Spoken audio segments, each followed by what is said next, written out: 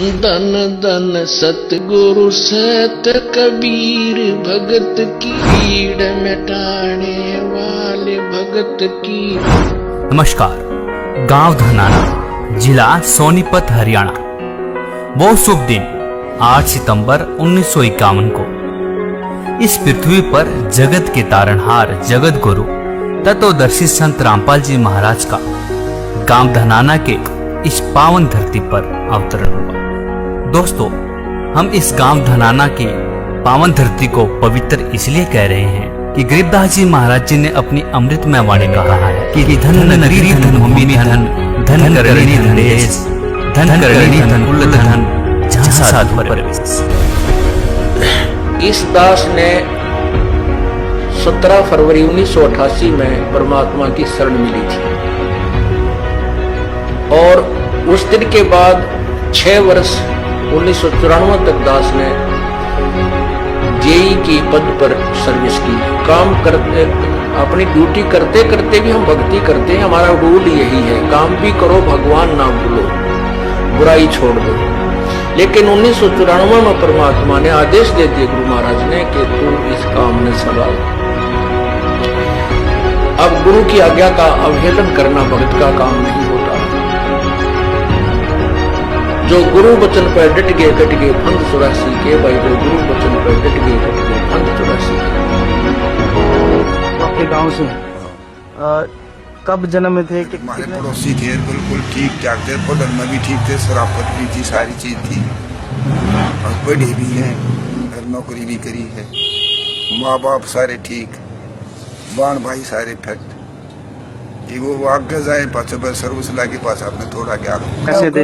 हमारे लिए तो गलत होया, हमारे लिए तो बिल्कुल गलत है बाबू। जब उसको कि मैं कर लिया होगा, गवर्नमेंट ने जब कर लिया है, जबकि मैं कर लिया होगा, हमारे लिए तो गलत होया। हमने तो उसमें कोई गलती नहीं की। आपके घर में परिवार में से ही संत रामपाल जी मेरे जेठ का छोरा है। अब जो फैसला आया जिस तरह से, क्या कहना उसके बारे में? गलत है यो भाई, हमने तो देखने को है गलत लगा। जब इतनी लंबी हुआ कर दी उसकी, हमने तो भाई भाणजे का भी पूरा दुख है। सच्ची बताऊं, हमने सुनी तो नहीं। पढ़ा लिखा अच्छा है और भगत बड़ी पास और ज्यादा पढ़ा, संस्कृत भी पढ़ ली उसने, खूब ज्ञान है, सारी बात अच्छी बुरी सारी जाना था।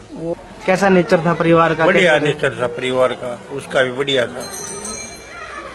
आखिर तक बढ़िया रहा गांव के लिए। नेचर तो कभी किसी के साथ कोई झगड़ा वगैरह? नहीं, किसी के साथ कोई झगड़ा नहीं। अब इस दास का और संत का के मेल था। हम तो भगत थे, दास थे, भगवान की भक्ति करते थे, अपनी नौकरी भी करते थे, बच्चे भी पालते थे। अब कहते हैं साध वचन पलटे नहीं, चाहे पलट जावा ब्रह्मंड। उनका वचन नहीं पलट सकता, उन्हें जो कह दिया सो कह दिया। तो वही ये फल गया। नहीं हमारी तो घर के ना सुने थे, शुरू में अकेला नाम ले रहा था। बालक भी तो बालक छोटे थे, वो तो घर जैसे कहूँ था मान जाए थे, उनकी माँ नहीं मानने, फिर मेरे माता पिता नहीं मानने। अगले भाई पुरानी लाग कुकर छोड़ना, बड़े साके में पा आया। फिर परमात्मा से अर्ज करी, धीरे धीरे वो समझन लागे। ना सुनते तो भी बोले जानता बावड़े की तरह। तो धीरे क्यों कान न कैसे बंद करेंगे वहां बैठे हुए। तो ये ऐसा निर्मल ज्ञान है, एक बार अंदर गया सुबह कैसी सिरंजा जानते काम करेगी दवाई। तो धीरे धीरे कान के माध्यम से ये दवाई भेजी जाती है। और आज देख लो रंग ला दिया परमात्मा ने। उस परम पिता पूज्य गुरुदेव जी की शब्द शक्ति से सब काम चल रहा है और कबीर परमेश्वर हमारे सिर पर रहते हैं। तो परमात्मा उस दिन के बाद सन 1995 में इतने 21 साल के बाद इतने पाठ हम घर घर पाठ किया करते थे। 3 दिन पाठ करते थे और 1 दिन पहले जाना पड़ता था। ये दास स्वयं सेवा करता था, घर घर जाके उनके सब जहाँ हमने पाठ करने का स्थान देखना होता था उसकी सफाई करते थे। कईयों का देख का कमरा होता बड़ा सा, उसी में पाठ भी करना, उसी में खाना भी बनाना, उसी में खाना भी उसी में, सोना भी उसी में। तो उस ढंग से अपनी सेटिंग कर लेते हम, इतनी जगह में पाठ कर लेंगे। तो मेरा जाना अति आवश्यक था उस समय, क्योंकि ये स्टार्ट था भक्ति का और स्टार्ट था इस 500 यज्ञ करने का। किसी को नहीं मालूम था, बच्चे थे सहयोग देने लगे और धीरे धीरे फिर वो क्या हुआ कि इतने पाठ हो गए कि मुझे नौकरी। पहले तो क्या करता था, शुक्रवार को पाठ प्रारंभ किया शुक्र शनि ड्यूटी करके सामने चले जाते बृहस्पतिवार को, शुक्रवार को रात में तैयारी करते, शुक्रवार को शनिवार को अब पाठ प्रारंभ करके अपनी नौकरी पर चला जाता, फिर शाम ना आ लेता, शनिवार इतवार की छुट्टी हो जाती, काम चल रहा था। वो हफ्ते हफ्ते में हुए, फिर होने लगे डेली। अब अफसर भी दुखी और मैं भी दुखी, तो फिर उस दिन रिजाइन कर दिया परमात्मा के नाम पर। 18 साल की नौकरी होगी थी मेरी। हालांकि कुछ और भी हमारे साथी कह रहे थे भाई अभी 2 साल और डट जाओ आपकी पेंशन बन जाएगी। वाह भैया, पेंशन तो करा कितनी बार होगी। जो पेंशन ई बनेगी ना, या कद्दे नहीं बनी थी, या असंख्य जन्मों की पेंशन बन जाएगी। तो वो तो इस बात को नहीं समझे थे, उन्हें तो मुझे मूर्ख ही समझा। और दास की सौभाग्य था कि मुझे नौकरी या मजदूरी मिल गई भगवान की और उसकी पुण्यात्माओं को दलदल से निकालने की। कहते आत्म प्राण उद्धार ही ऐसा धर्म नहीं और। धर्म तो और भी है, दान करते हैं, भूखों को भोजन देते हैं, असहाय की सहाय करते हैं, लेकिन जो आत्म प्राण उद्धारी ऐसा धर्म नहीं और। धर्म तो ये भी है जो गौशाला बना रखी है, धर्म वो भी है जो चिड़िया ऊपर चुग्गा डाल देते हो पशु पक्षियों को, वो भी विकलांगों के जो ऑपरेशन वगैरह कराए जा रहे हैं वो भी धर्म है, अनाथ आश्रम है वो भी धर्म है। लेकिन जो आज गऊ हैं उनकी सेवा कर रहे हैं, अच्छी है, क्योंकि कोई भी प्राणी है, चाहे भैंस है, पशु है, कोई किसी प्रकार का, सबकी सेवा हमने इसी दृष्टिकोण से करनी चाहिए, क्योंकि सब में एक जैसा जीव है, वो भी धर्म है। लेकिन अब तो वो आज वो गाय है, आज कोई भैंस है, और जन्म होने के बाद फिर वो सूअर की जूनी में जा सकती है। उस बीमारी तो कौन छुटाएगा उसको। तो ये ज्ञान, ये भक्ति, ये आत्मा इस जीव को उद्धार करेगी। वो फिर 84 लाख योनियों में नहीं जाएगा, या तो मनुष्य शरीर होगा, नहीं सतलोक चला जाएगा। तो कहते हैं आत्म प्राण उद्धारी ऐसा धर्म नहीं और। तो इस दास को ये आत्म प्राण यानी जीव आत्मा के उद्धार की मजदूरी मिल गई, और सहर्ष शुक्र मनाता हूं प्रभु आपने कैसे दया करी 2 कोटि के जीव पर। और ऐसे निर्मल भगवान की महिमा, ओए होए होए, जिसके नाम लेते हैं रूंग रूंग खड़े हो जाते हैं। उसके बाद परमात्मा की ऐसी महिमा हुई, अब मुझे इतनी खुशी होती है। कैसा निर्मल समाज तैयार हो रहा है। बीड़ी, शराब, मांस, तंबाकू, उसको देखकर भी राजी नहीं है। अब ये पुण्यात्मा दोनों हाथों दान करते हैं, और हम पहले लूटन पर लगे रहा करते थे,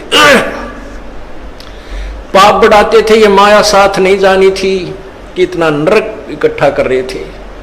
और परमात्मा क्या कहते हैं, सतगुरु के सजदा करूं कर्म छुटाए कोटि, और जो ऐसे सतगुरु की निंदा करे फिर जम तोड़ेंगे होठ। अब जो लोग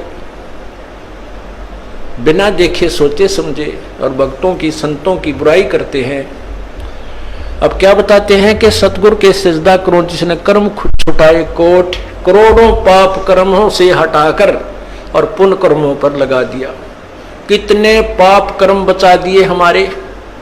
और जैसे ऐसे सतगुरु की जो निंदा करते हैं, कहते हैं उनके जम तोड़ेंगे होठ, यम के दूत उनके इसे लठ मारेंगे, चाहे कितने लागो, मुंह पे, होठा पे। होठ इसलिए कहा कि इस पर ज्यादा दर्द होया करे, सोई भी बुढ़ी आया करे।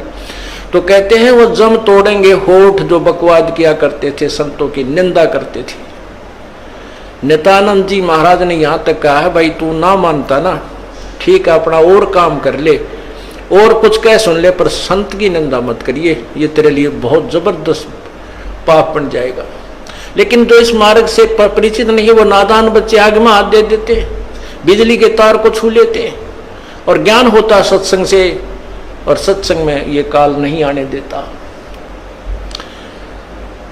तो उस दिन के बाद परमात्मा की ऐसी रजा हुई कि बाग लाग गया भगवान का। और यही प्रार्थना करता रहा, परमात्मा तेरे बच्चे तुझे समझे पहचाने। दास को ये नौकरी दी है, इसमें सफल भी आप ही करोगे। इन लोगों ने तो आपको भी नहीं बख्शा था, जब जिसमें आप यहां आए थे काशी में 120 वर्ष रहकर गए, सारा जीवन आपके पीछे पड़े रहे। उन दुष्ट आत्मा स्वार्थियों ने अपने स्वार्थ के लिए जनता को सत्य ज्ञान नहीं समझने दिया और परमात्मा को बहुत यातनाएं दी गई। अब उनकी जो यातनाओं, उनके साथ जो हुए संघर्ष को देखकर इस दास का दिल डटा हुआ है कि हमारे साथ तो अभी कुछ भी ना हुआ है। जो उस परमात्मा के साथ कितना तेल के कढ़ाई में डाल दिए, कितना काट काट के घेर दिए, कितना कुएं में डाल के ऊपर तो डले ठोक दिए, और फिर भी डोके न पाए। वो तो समर्थ थे और जनता कुछ नहीं बिगाड़ सकी और ना ही उनको समझ सकी। समझना चाहिए था, कुछ लोग समझे भी थे, लेकिन बाद में फिर वो ठीक ढंग से ना लगे तो भगवान ने उनको स्वयं ही रिजेक्ट कर दिया था। परमात्मा क्या बताया करते थे, कैसा एथेंटिक उदाहरण दिया करते थे। अपने आत्माओं क्या बताते हैं, भाई सिर साटे की भक्ति है और कछु नहीं बात, सिर के साटे पाई यो अवगत अलख अनाथ। अब शीश कैसे देना है, शीश ये नहीं भाई काट के सिर चढ़ा दे भगवान के चरणों में, ऐसे नहीं। जैसे आपको परसों के सत्संग में सुना था कि गुरुदेव को समर्पण कर दिया जाए। समर्पण का अर्थ यह है कि जो आज्ञा दे वही की जाए, चाहे वो बुरा लग रहा है चाहे अच्छा लग रहा है, उसमें हमारा हित है, अति हित होता है। और संत क्या कहते हैं, भाई बीड़ी शराब मांस तम्बाकू ये मत पीना। संत कहते हैं चोरी जारी नहीं करना, डाके ना डालना, किसी की जेब ना काटना, ये महापाप है तेरे लिए। अपना करके खाना बेटा, भगवान भजना, इससे तेरा कल्याण होगा। और हम यही वचन नहीं मानेंगे तो फिर यहाँ स्कूल में आने की आवश्यकता क्या है, इस विद्यालय में सत्संग में आने की आवश्यकता क्या है। हम गलतियां भी गलती पे गलती करते रहे और फिर सत्संग में भी आ रहे हैं तो वो फेल हो जाएंगे विद्यार्थी, वो पास नहीं हो पाएंगे।